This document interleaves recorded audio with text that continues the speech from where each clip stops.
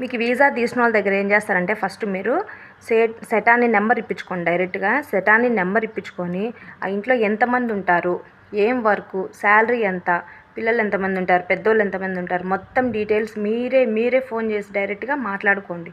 లేదంటే వాళ్ళు చెప్తారు 3 పిల్లోళ్ళు ఉన్నారు అని వాళ్ళు చెప్తారు ఏజెంట్లు. అది నిజం అవ్వదు. చాలామంది ఉంటారు ఇంట్లో, వాళ్ళు మనకు చెప్పరు, ఎందుకంటే ఆ ఇంటికి మనం పోమని అలా చెప్తే.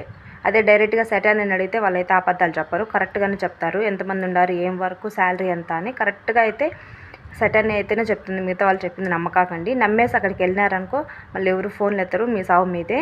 ఇంటికాడ కష్టాలు ఉన్నాయని అడిగిపోయినారనుకో ఆడ ఇంకా కష్టాలు డబల్ అవుతాయి. ఇంటికాడ అప్పులు తీర్చుకుందామని అడిగిపోతారు, ఆడ ఇల్లు మారాలంటే మళ్ళీ అప్పు అవుతుంది, అప్పులో అప్పు డబల్ అవుతుంది. అందుకే ఇంటికాడ ఉన్నప్పుడే ఆలోచించుకొని అన్నీ మాట్లాడుకొని తర్వాత పోండి. తొందరపడి ముందే వెళ్ళిపోవద్దండి.